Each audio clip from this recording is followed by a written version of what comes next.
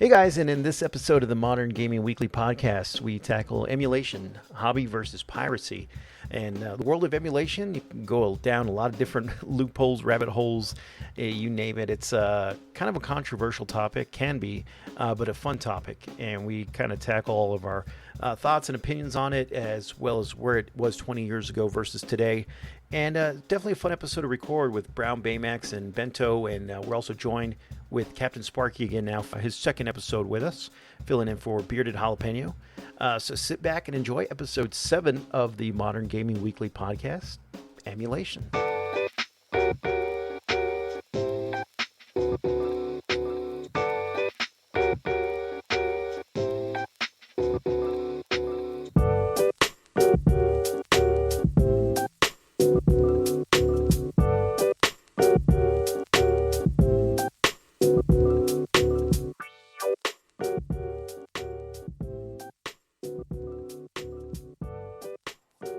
Hello and welcome to episode number 7 of the Modern Gaming Weekly podcast. This is your host, Able Geek, Able himself, and I'm joined with Brown Baymax, Bento Box Senpai, and also Captain Sparky again for another episode, filling in for Bearded Jalapeno. How you guys feeling tonight? Pretty good. How are you? How's everybody? Pretty tired. Doing pretty good, Abel. Yeah, it's recording pretty late. It's midnight for me. I know for me and Baymax for Bento, what, 11 p.m. And how about you, Sparky? What time is it in Yeah. Arizona right now? 11 for me as well. 11. Okay, so you guys are an hour behind. Not in daylight time. Yeah, I mean, I feel like I'm still kind of recovering from our trip, which is what, like 2-3 weeks back now. 2 weeks now. Yeah, 2 weeks. Went to Classic Game Fest. Came back. Went straight back to work. I know a lot of you guys did also, Yeah. and yeah, it's just been kind of recovering physically and financially from that trip. More financially. Terry Yeah. Blacks. Yeah, financial. Non-substance. So. Terry Black's delicious, expensive barbecue. But yeah, so for today's episode, we're going to go into fun topic. It's also can be a controversial topic. It is emulation for retro going into more modern games as well. So just for anybody out there who might not know emulation and ROMs and all that kind of speak, going into this episode, basically you run emulators to play games. It's basically simulates the hardware using the software. So it's what allows you to play like a Nintendo game or a Sega Genesis game on your computer, or say like your Xbox or whatever console or PC you're using. And you can get anything from like Atari 2600 up to what is there now? Probably like PS3 and Xbox 360 as far as emulation goes. Wii U. I don't think PS3 has come out with emulation. I've been working on PS3 and Xbox One lately, but the furthest that I know it's been up to is Wii and Xbox 360 along with PS2. I think there's a Okay, yeah, few games from PS3's collection, but the emulator software still just kind of isn't up there. going. Yeah, well, it's really good progress because I remember not too long ago they're having trouble with N64 games trying to get emulators to run for, and still a lot of emulators are not great for N64, but it just shows you how fast a lot of this progresses. But just kind of jumping in this topic, Brown, when did you first start hearing about emulation, and when did you start using it in, I guess, any kind of form?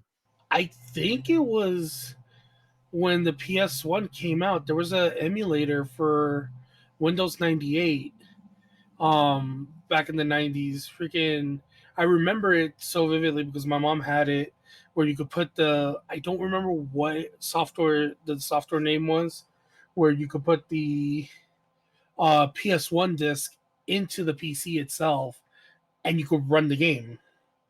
And I remember running Crash Bandicoot.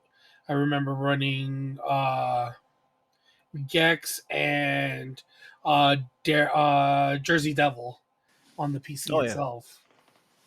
yeah. I remember using one like that too, where you can actually pop in your PS1 games and run that like ISO file right off the discs Yeah. and play it on there. Yeah, yeah. I actually forgot all about that until you brought it up. But yeah, that was a good one. How about you, Bento? When was the first time you remember hearing about it or using emulation? Probably last year. Nova Blader showed me the emulator for Game Boy to play Blue and Red. So I was like, okay, this is tight, and then it was just fun for me.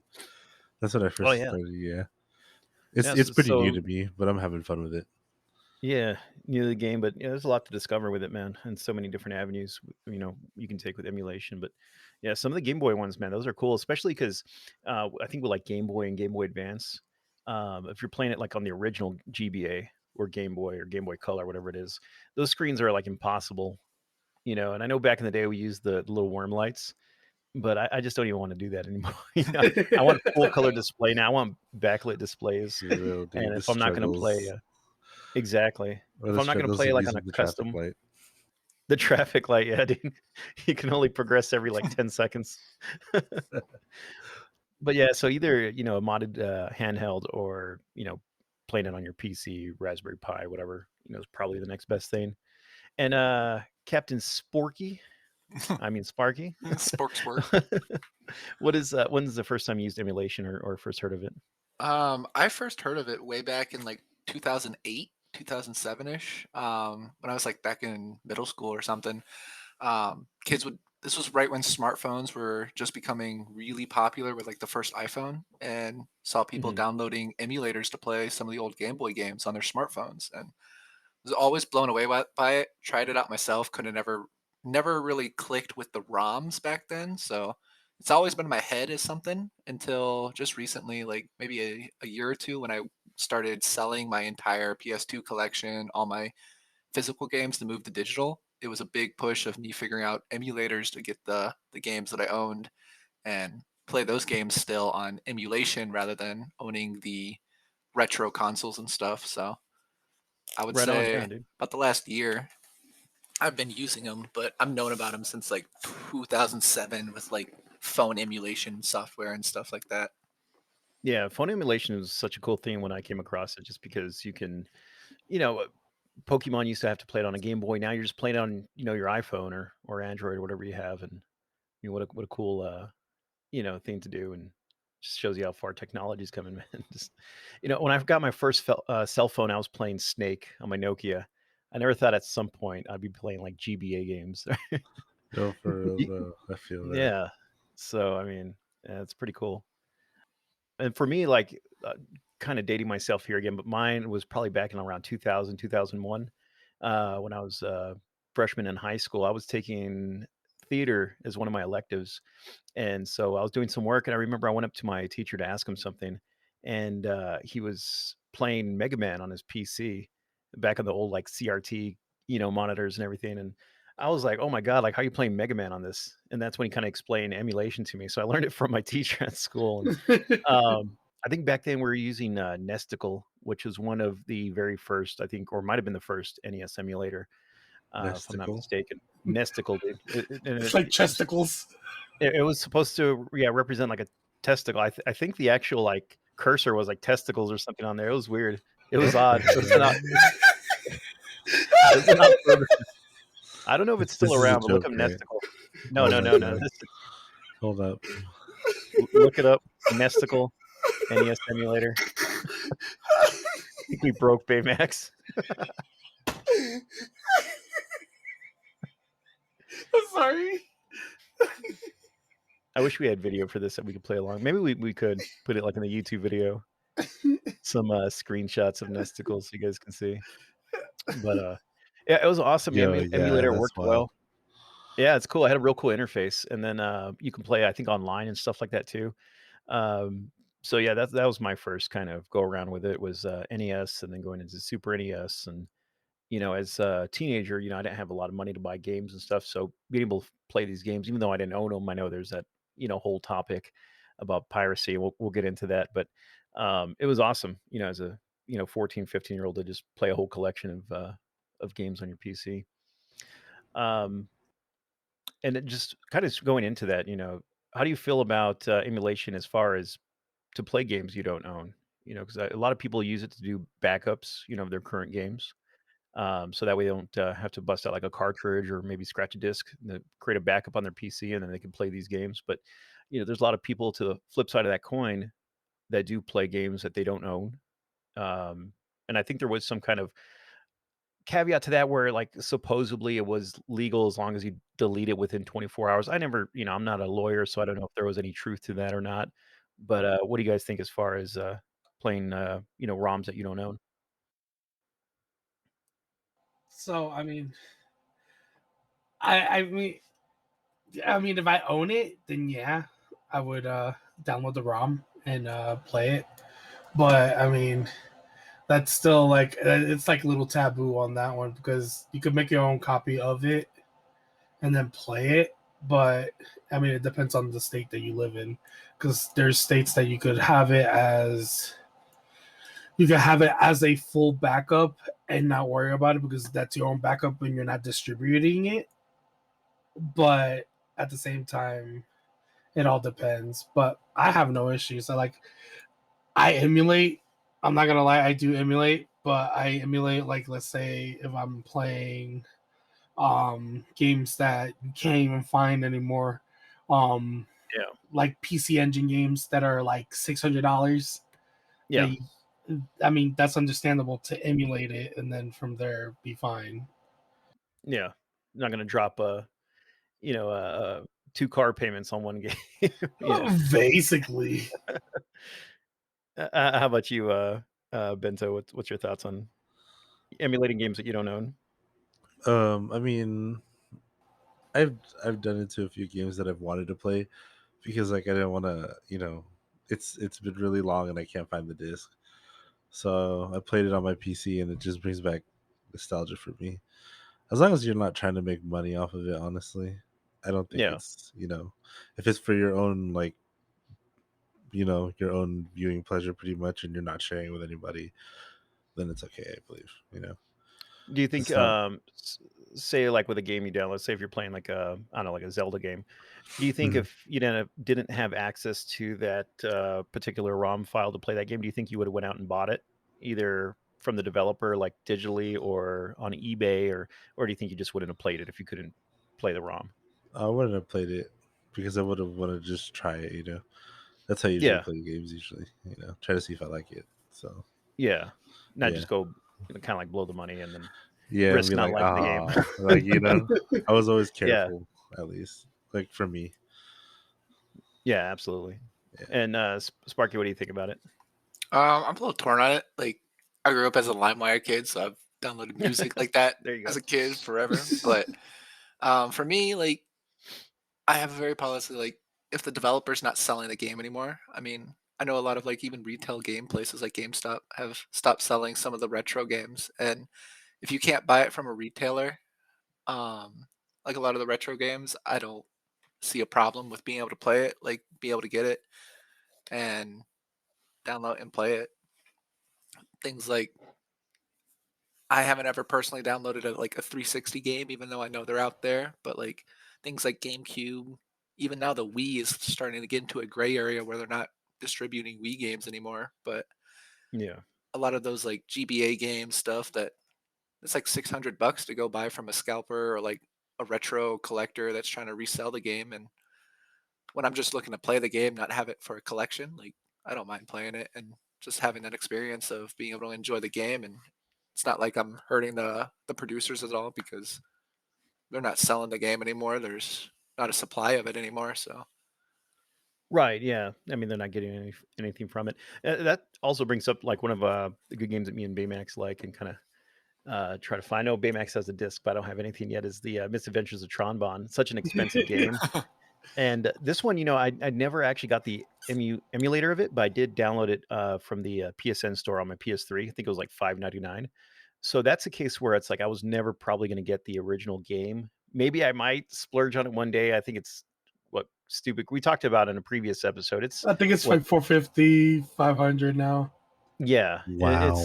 stupid expensive. That's So complete in box. yeah. And so for that one, like, okay, like PlayStation had out on the PSN network, 5.99, that's an unbeatable deal right there. So I was gonna go for it. But if they didn't, then I probably would have downloaded a ROM somewhere online and because I wanted to yeah, play it. I'm not gonna be able to afford $500 on a game, We're not Uh, Brandon. yeah, we're not, we're not I'm Brandon. sorry, We're not Brandon. Love you. like if I were to drop good Get five called hundred out. dollars in a game, good old that chips. That would be if I'm collecting the games, and that's going to my collection. And even then, I would like to have the ROM to play it if I found a inbox wrapped, Oh yeah. unopened. Like, you don't want to open that because you just spent $500 on the unboxed one. You want to keep it in your collection unboxed. Like, Oh yeah. and then If I, I get Misadventures of Trombone, I'm putting that like in a nice hard plastic shell, and that's going on the shelf, and oh it's yeah. never coming out. And Like, then on the I'll second, probably still play the ROM. Yeah. yeah, and then on the second part, the whole gray area of emulators all started with like being able to play games that you already own too. So if I own the game or I've owned the game and like started selling it off, I have no problems like downloading the ROM for it, playing it. It's the whole idea of like keeping that inbox pristine, unboxed game and being able to play it still.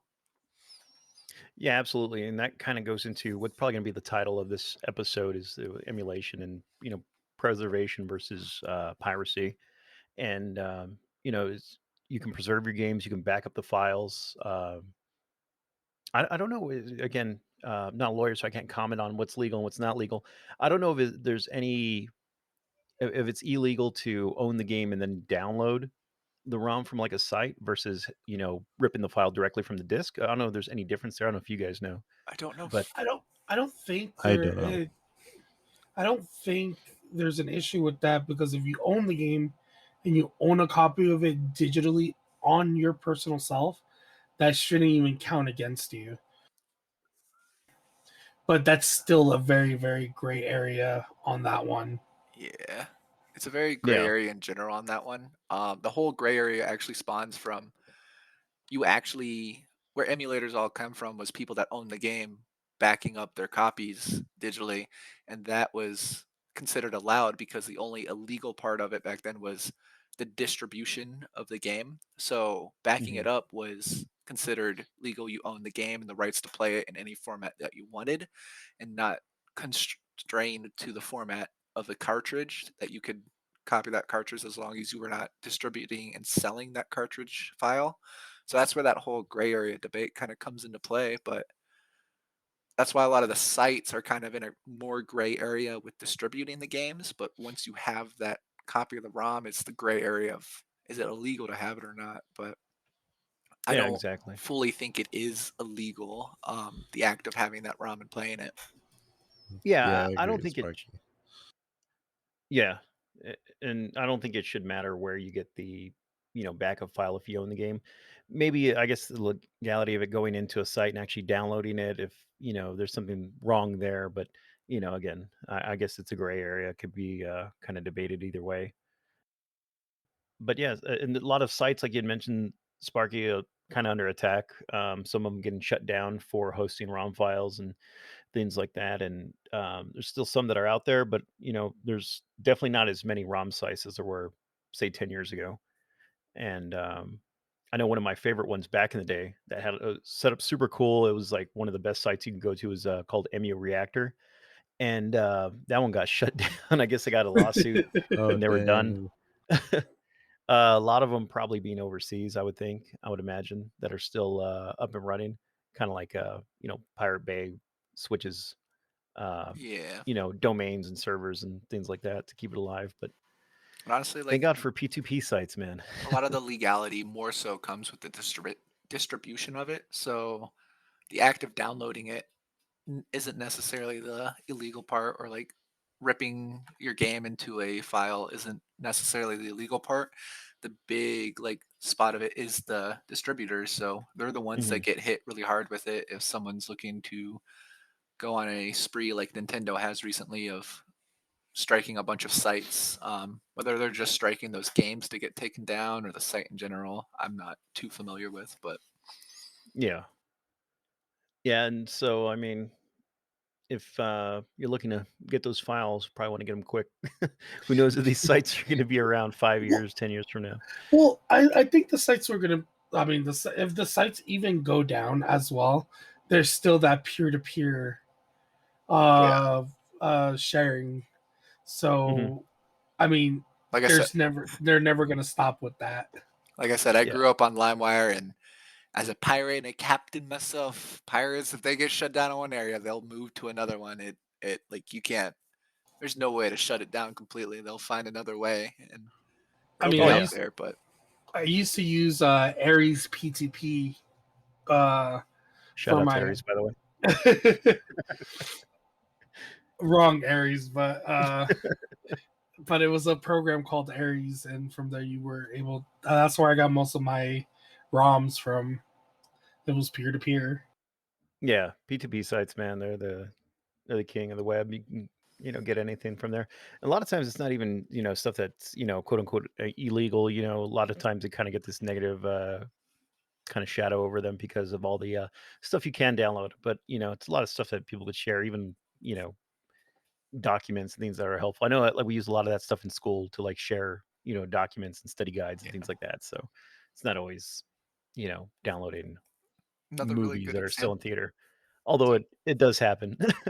So another really good example is like so the legality of being able to copy your own game, play it like using a physical disc as an example, it kind of falls in suit like how, the legality of someone copying their own game, being able to play it on their emulator, and then like, oh, you have the console lending out the disc. Technically, that's giving the game to play to somebody else that doesn't own the game, and it's Yeah. that kind of like same kind of mentality. That was Yeah. Dreamcast just saying. Right. let me burn you a copy. How about Blockbuster charging all these people to I'm just joking. Oh, R.I.P. for real, huh? Blockbuster. R.I.P. Gotta Blockbuster, man. They gotta were the look real into the ones, though. legality of that. We better shut them down. Yeah, dude. Why go to a Blockbuster when you can just download the movie on LimeWire? That was like the new mentality, I guess. I don't know. Or I Do you know mean, how no, many it was more like, laptops I crashed with LimeWire? oh, dude, yes. I had my burn computer basically is what I called it, and Your burner, your my burner burn PC. computer, Yeah, burn dude. PC. I had LimeWire, everything up on it, and then put it Thank God in. for dual booting. There you Real. go. Yeah, sandbox programs. Exactly. But yeah, I mean, I feel like we should have had a lawyer on this episode. Maybe if we do For a real. part two, we can Find bring on like a free consultation. yeah. It's like, you want to do a podcast? We'll shout out your law firm. That'd be dope. Yeah, dude. I mean, emulation is such a big rabbit hole you can go down, branches into so many directions that I feel like we can always do like a part two or three at Oh some yeah, time down the road. So because it's used in a lot more than just video games too. I remember working at like call centers, and any call center that I've worked at has like a program they bring up that's emulating a PC window. Like yeah, like remote login kind of thing. yeah, so like Yeah, it's used for so many different things. yeah, yeah. And it's more and more people doing that right now with the whole pandemic. A lot more working from home, but now into like one of the bigger topics I think in this conversation, me and Sparky were kind of going into this back and forth earlier. Is the difference of like buying an eBay copy, say of like Super Mario Brothers, versus downloading the ROM of it, versus getting the digital copy from Nintendo. Now Nintendo is doing a lot of digital. You can get these games on the Switch. You can get them back on the Wii U. Uh, shout out to Wii U, by the way. You you can download on the Wii U, the Wii. So they've been offering digital downloads for a lot of these older games for a while now. And that's probably one of the reasons now they've cracked down a lot of these emulator and ROM sites, is Yeah, because they are profiting again from these old games that they haven't probably seen a dime from in a little bit. And now over the last like 10, 15 years now they are. So what are you guys' thoughts as far as like getting that game, say a copy of it on eBay versus getting the ROM versus buying digital? Now that the companies can make money from it, is it, you know, wrong to get the ROM? Or, if you buy it on eBay, for example, they're not seeing a dime from that either. So what are you guys' thoughts on that? Hey guys, just a quick interruption here for a quick plug for our Patreon.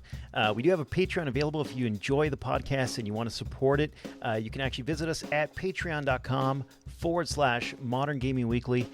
We do have 3 tiers available for support, and all profit goes right back into the podcast to bring you weekly episodes and to provide more and better content.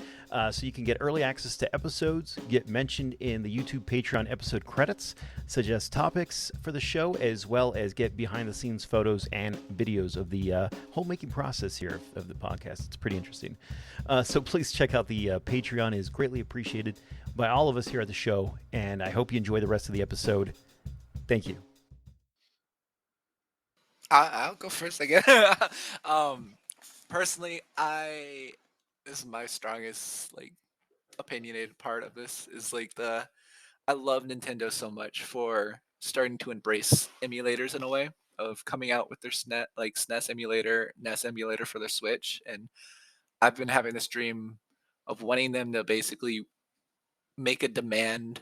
Like it's all about supply and demand, and there's not a supply of all these games. And I heavily disagree with scalpers. I think scalpers are a bigger issue that have been popping up. And to pay $600 for an old game because it's out of supply and there's a high demand for it is just absolutely bonkers to me. When unless you're a collector, and then at that point, I think emulation is still a valid option. Of you just bought it as a collector item, you didn't buy it as a game to play, so an emulator helps in that sense too. But Yeah. if a company is like taking the time to invest in their own emulation software, which the only company so far that I've known of that has even worked on that is Nintendo, I don't mind them taking down ROMs of the Nintendo because they're trying to push out their game and they're starting to come out with a supply to meet that demand. But if that supply is not being met, there's a right of demand that if people want to come up and supply that demand for free, like that's their prerogative. They can't supply it for a price, so the only way they can do it is for free. And buying emulated or downloading emulated games becomes the next best thing from buying it from Mm-hmm. the demand itself or the supplier itself. And I have no problems with downloading PS2 games that are out of print. I know PlayStation is starting to kind of do it with releasing some of their old PS2 games, but if you're trying Yeah. to find an old PS1 game and it's not on their PlayStation network on PC and you want to play it, and like I'm not going to go pay $600 to a scalper because they've collected it Yeah. and want to like sell it. Like if you're trying to collect something and have it in your collection, that's your collection, that's fine. But as someone who just wants to enjoy the game and play it at a retail price, like if that's not being supplied by the developer, I think that there's all right that you should be able to download it as an emulator until that supply gets met. And I've had games like that, like Ape Escape being one of them, where I've had the ROM forever because Ape Escape wasn't available from the like supplier, and Ape Escape 1 and 2 still aren't, but I've downloaded Ape Escape 3 from the PS network because I love the series and I'm not a big collector of high priced items like on eBay. And Yeah, oh yeah, for sure, dude. $600, that's bananas and pajamas crazy, dude. I don't know about spending that much on a game. I think the most I've spent so far on a game is like $200. Somewhere around there, 250, 600. Yeah, it'd probably be a little out of my price range as well. And that kind of just goes back to the previous point with like the Misadventures of Tron Bon, which we're going to try to mention in every episode, by the way.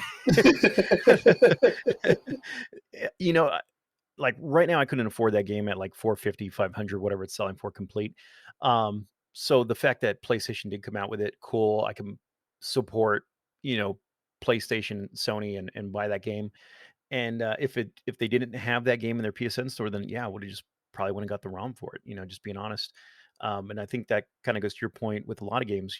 If the developer comes out for it, they come out with an older game that you want to kind of get a play and get that nostalgia factor from it, and they're selling it for 5, 10, $20, whatever it is, then fine, yeah, support the creator. But if not, if they're not going to push out this game you want, then yeah, I think also, yeah, you have the right to go and download it.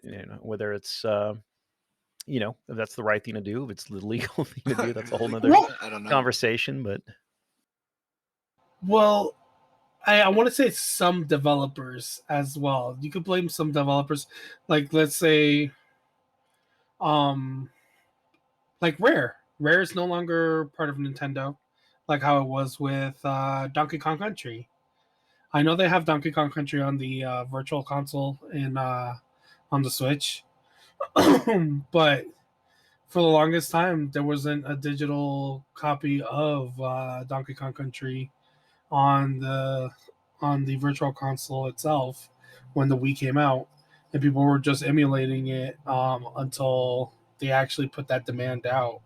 It's just if they could, Nintendo just needs to like pull IPs from certain areas, like certain companies that are like no longer with the company. Yeah. Like I understand that if they could gain the IP of it, then they could turn around and sell it. Yeah, very true.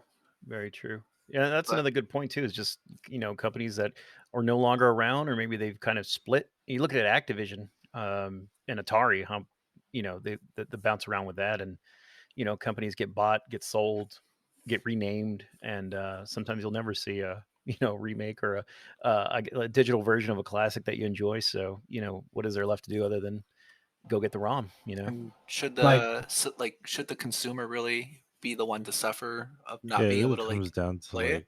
like if you really Because want it.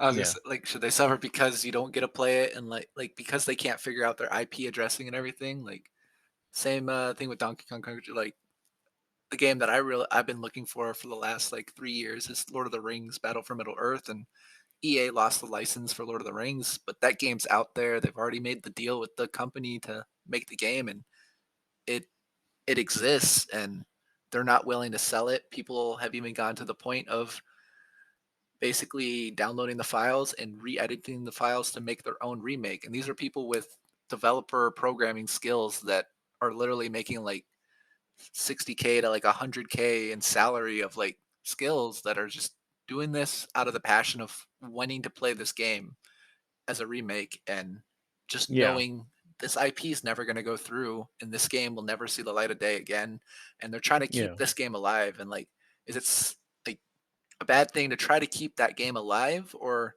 let it die because of licensing issues that they don't want them selling it? Like, no one's making money off of this, no one's ever going to make money off this, and it's simply out of the heart of like the modding community, kind of like people spend hours and hours of just wanting people to enjoy this game because it's a great game and just not available anymore. yeah. No, it's very true. And then also wanted to go into there's another part of emulation too. And we kind of touched this in the physical versus digital episode, as far as people being able to create games and run those type of ROMs and either distribute them as physical copies or just have the ROM file people can play. A lot of homebrew games.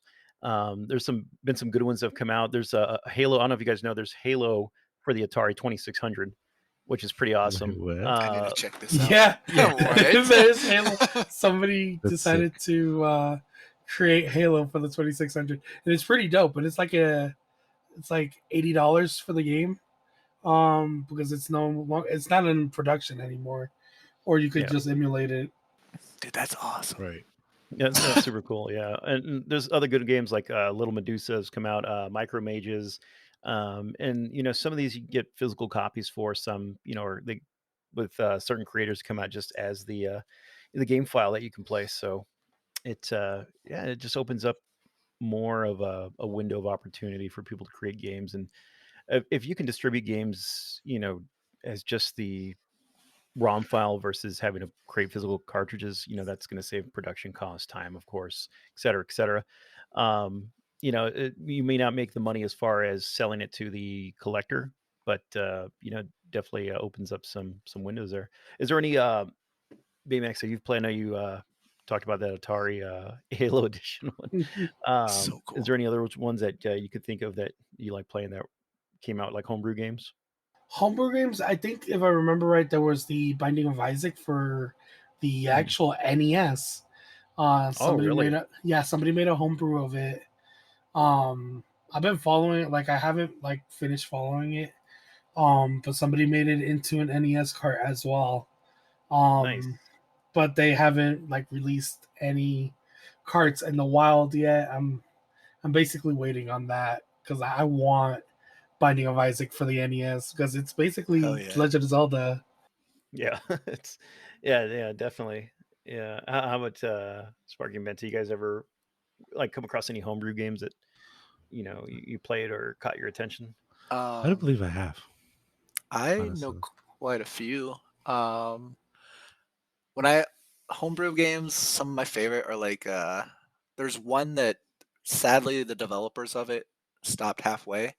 It was this Fire Emblem game that was they basically remapped all of Fire Emblem to be Ruby characters. Mm. So it was like a Ruby Fire Emblem, and they had like this test beta of it that was like an intro of like the food fight scene, and all the characters had food as weapons, and Oh, this Fire nice. Yeah. Emblem map that you played on. And then one of my favorites that I've been wanting to play for a while is this game called Moe Mod. It's basically developers have all came together, and this is a very weeby thing, so I'll just touch on it shortly. But they basically turned all the Pokemon into little cute anime waifu characters. Oh, So that's awesome. every Pokemon is this animated Gajinka is what it's called, like female character. And it's Yeah. basically Fire Red, the exact game, but all the characters changed into like waifus. And it's this big Pokemon emulator ROM hack. And when you think about it like that, a lot of homebrew games like that are like it falls into a lot of the controversy of like modding too, of like Yeah. mods are technically homebrews of the games, and a lot of developers kind of thrive off that, like GTA and Fallout Oh, yeah. have a lot of modding community, and I don't agree with selling them.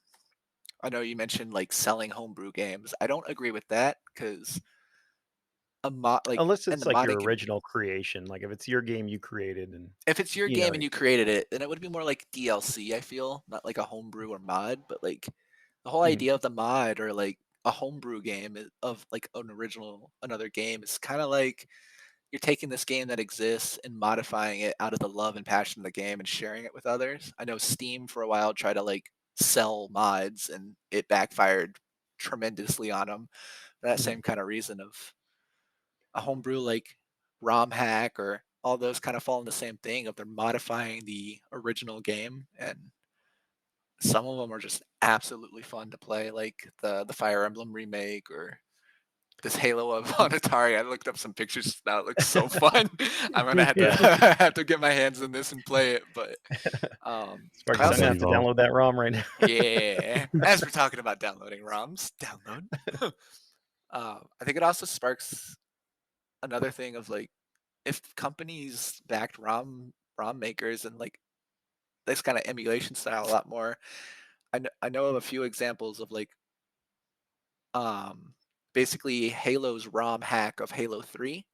Mentioning Halo, that actually sparked the creation of Master Chief Collection. Was they came out with the Halo 3 multiplayer for the PC because people wanted to play it, and Bungie got really mad at it, but then like turned around and was like, you know what, we're actually gonna like support and back this. And I want to say they actually hired some of them on to like help with it. And because Yeah, they had the that can happen. technology, they already made it. It was a live thing. They shut it down to keep their copyright, and then they made it. And I think that's and now everybody who probably played that Halo 3 remake bought Master Chief Collection because if you had the option of downloading a wonky game off a ROM site or downloading from a quality producer and retailer of the game, I'd go with the quality retailer 9 Oh, times out of yeah. 10. And Yeah. I think a lot of ROMs that get made out of passion that kind of piss off the producers, if they had that kind of positive light of like, yeah, we can't let you do this, but we can do it by hiring you, Oh, yeah, that'll be the definitely. best of both worlds. I know like another example was the Ruby game for Grim Eclipse originally started as a fan-made ROM hack game. And they made this game out of just pure passion, and Ruby said Rooster Teeth said, "Nope, we can't have you selling this. We can't have you like distributing this. But let me hire you as the lead developer. We'll do this together." And I think Yeah. that's a much nicer way to go about this because that demand for the old games or games that you love or want to see, and if you have a group of people that are willing to do it and you don't want them doing it for like money or you can't have them doing it, pay them to like do it for you and make money off of it as a big name producer. Oh, yeah. definitely. That's a very good point. Yes, I mean, I wish more developers would do that and kind of have that mindset versus just kind of shutting something down and saying no. It's unfortunate, but there, I think it would open up so many doors to so many great games and projects if more companies would do that. And just kind of going into those homebrew games. I know when we were at Classic Game Fest a couple weeks back, there was people there selling homebrew games. There was a guy that was selling games. I guess he made for the 2600 new games and SNES and others. So Oh yeah, when we walked by that booth, yeah, the guy y- was like, "Oh, that's me in the cover." yeah, he put himself on the cover. Oh Yeah, yeah. and they can run a little. I know. I think he was selling his a little for a decent dollar, but if you want to support the creators and have them come out with more. I don't really play Atari 2600 games personally, but if I did, I probably would have picked it up if I was a collector. I think I have like 2 dozen Atari games that sit in a box, so it's not. Atari was slightly before my time. I grew up more with Nintendo, Super Nintendo, so I did play Atari when I was a kid. It was just never my cup of tea. A little too old, graphically a little too old for my taste. But yeah, it opens up a lot of doors, like the homebrew games. They can create stuff, distribute it. As far as the editing ROMs, like Sparky was mentioning, there's that. I don't know if you guys seen. There's a Dragon Ball. I think it's called Dragon Ball Z Kart or something like that for N64. It's Yep. basically Mario Kart with his Dragon Ball Z characters, and That's that's just amazing. another kind of example of just editing a game that already exists. And a lot of people do distribute that. You go on Etsy, you go to cons, and people are selling this game. And is that right? Probably not. It's, I think it's that also. Sorry. oh no, I was just gonna say, and a lot of times it's being sold by people that even do the actual edits on the ROM. They're just they flash it to a cart and they're selling the carts, or maybe they got the games off of AliExpress or Alibaba or whatever, and then they just go Yeah. and sell them wholesale. So in that case, if you have nothing to do with it, I don't really agree with it. Although I think the games they're interesting to say the least.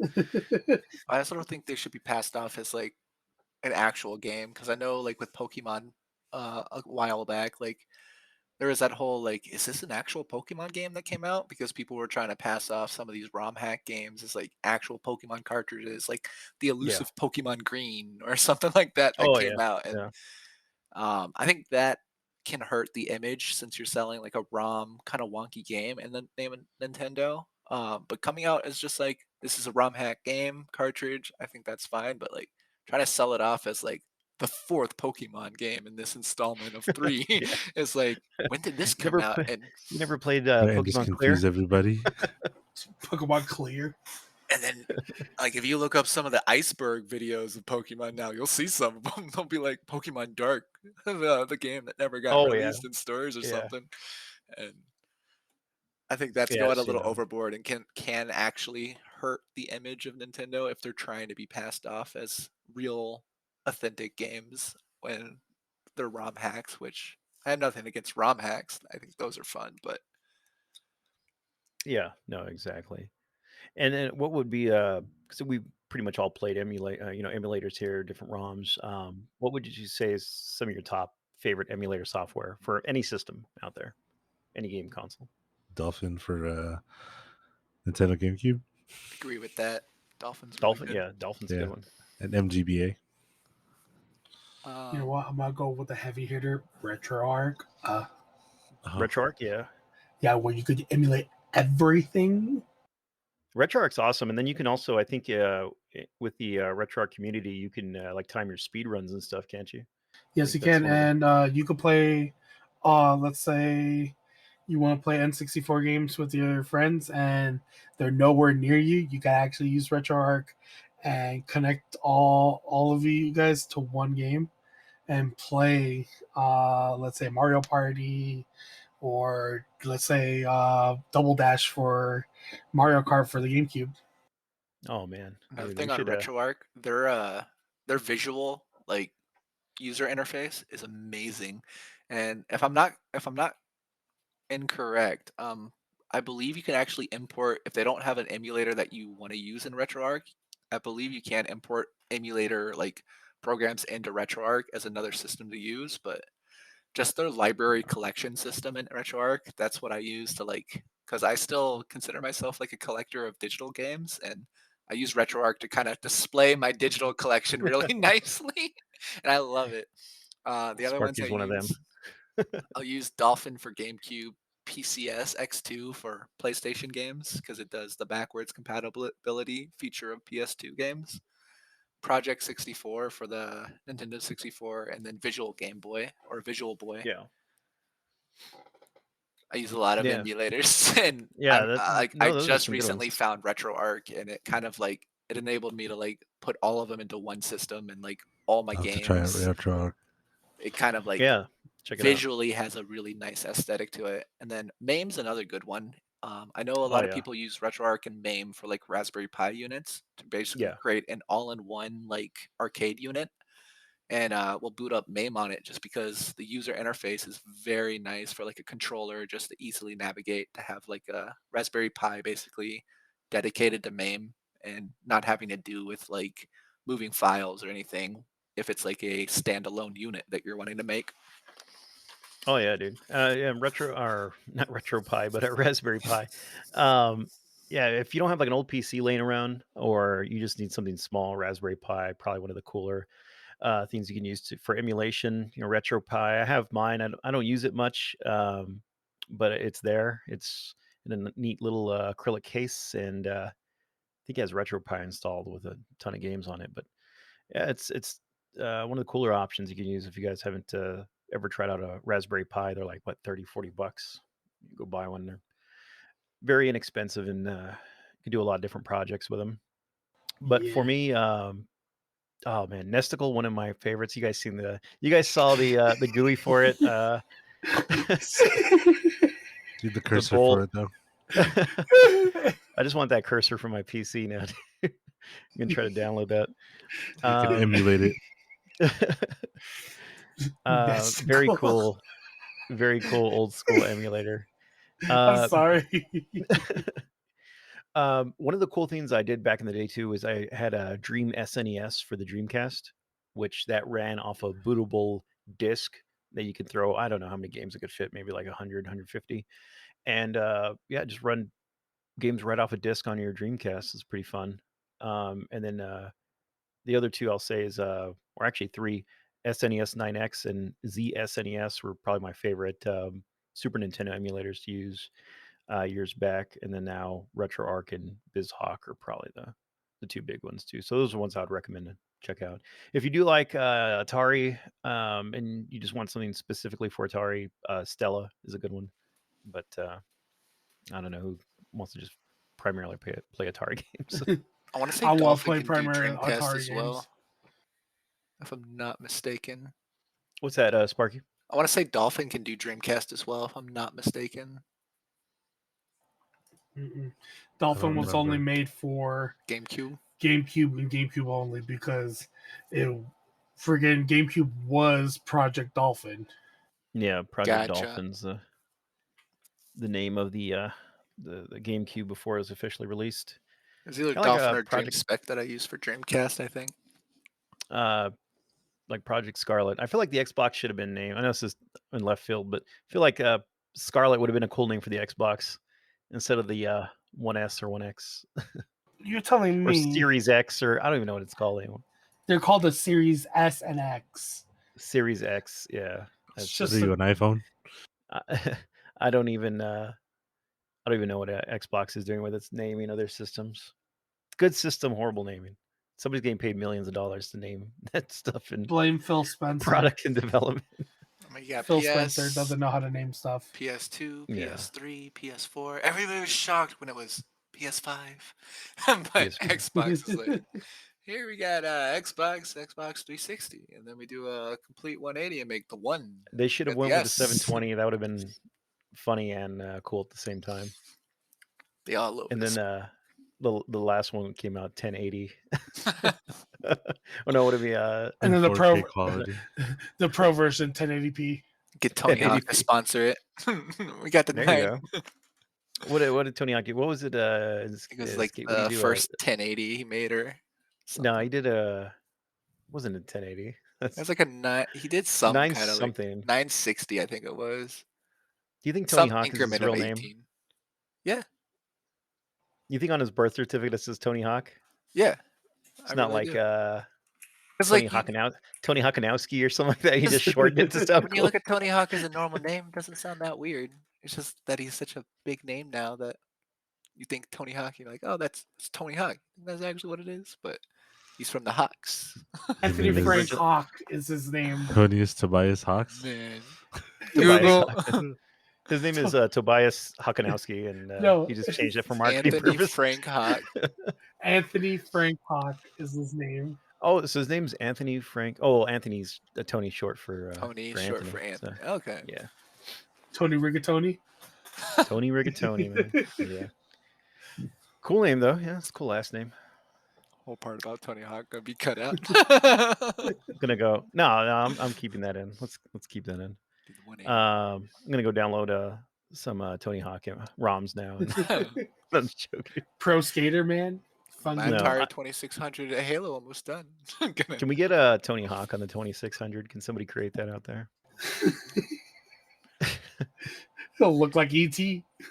I will say Tony Hawk on GBA was surprisingly good for what they could do at the time. Surprisingly. Yeah. I don't know if they ever made it for Game Boy, but it was probably trash if they did.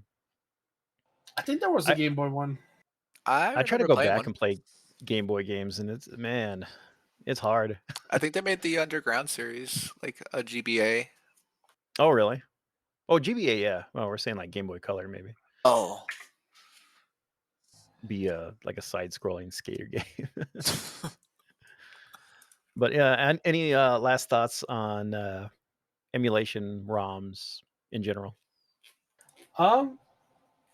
If you can't find the game and the game is not in production, emulate it, test it out, and if you can find a copy, get a copy. And don't sell it illegally. Exactly. Don't distribute it.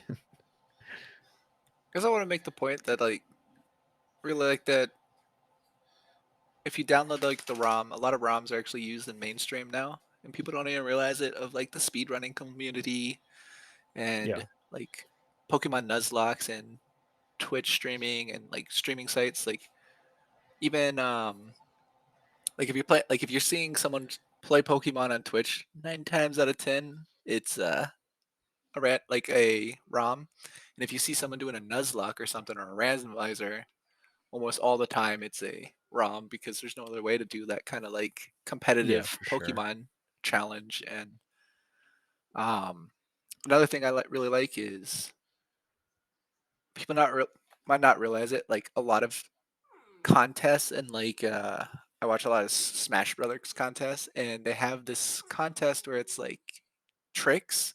So they'll do the best combo, and because it's such a specific thing, they actually use a ROM for it because they can have save states, and they save state the Nintendo 64 onto like a certain thing. So even Yeah. the developers themselves will use the ROM instead of the actual game to do it, to do some contests and stuff, which I find funny.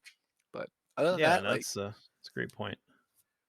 really love Yeah. ROMs. I use them quite frequently. Yeah, just as far as streamers, when you see streamers doing retro, I would say probably 75% probably have are running ROMs, doing emulation. I've seen a lot out there that do have the physical software and hardware, and well, not physical software, I should say, the physical hardware, and they're playing they're right off of NES or SNES, but definitely a lot out there that are doing emulation. And yeah, as far as mine, like Bento. No, I'm just Like Bento, yeah. Bento's pointing to himself. No, but yeah, for me, it's again, we're not. I'm not an expert on the matter or a lawyer, so I can't. I can only speculate on some of the legality of it. But I will say, ROMs have definitely opened a way for me personally to play games that I probably would have never been able to play. Test games out, instead of going in Blockbuster back in the day and getting a game for 3 days and paying $10 or whatever it was. Sheesh, those prices. I know. I can, play it for a day. Okay, do I want to go? And being a collector, if I like the game, I'm gonna go and buy it. So if I, go and I play a old PlayStation RPG, and a couple hours into it, I'm like, yeah, I like this game. I'm probably gonna go on eBay and get it, or I'll go and if it's very expensive, go and at least get the digital copy from whatever company it came from. So there's that. And for all the people who do homebrew games, stuff like that, it's good to support those guys, and I'll continue to look for those games. And yeah, that's about it. So wrapping up this episode, we'll go and start off with our two-time now special guest, Captain Sparky. Sparky, where can people find you online? You could find me just about anywhere, mainly on Twitter, Instagram, and Twitch at Captain Sparky Live. All right. And Bento, where can people find you online? You can find me on Twitch as BentoBox Senpai and on Twitter as Bento Senpapi, and also on Instagram as Bento Senpapi. Great. And Baymax, where can people find you online? Oh, they can't find me anywhere. But no, you can find me on Twitter. He's a witness protection program. You can find me on Twitter as BrownBaymax_TV. On Instagram, it will be BrownBaymax.tv or just BrownBaymax. And on Twitch, you can find me as BrownBaymax. Right. And then you can find me on most social media as the Able Geek. And don't forget to check out Modern Gaming Weekly podcast on Instagram, where we do post some of the process that goes into making the show, as well as some background stuff. And also the Patreon that just launched as well. Modern Gaming Weekly as well. Patreon.com/Modern Gaming Weekly. And we're doing behind the scenes stuff, bloopers, outtakes, even early access to episodes as well. So check that out if you want to support this show. Just shameless plug right there. And thank you guys for hanging out. And we'll see you next week. Don't forget to follow his OnlyFans. Yeah, I was just saying, coming soon. when's the OnlyFans coming out for the Modern Weekly Gaming? I have the a private podcast snap. Doesn't do well. You'll see the Able Geek OnlyFans, I guarantee. The podcast OnlyFans. Bye. Later.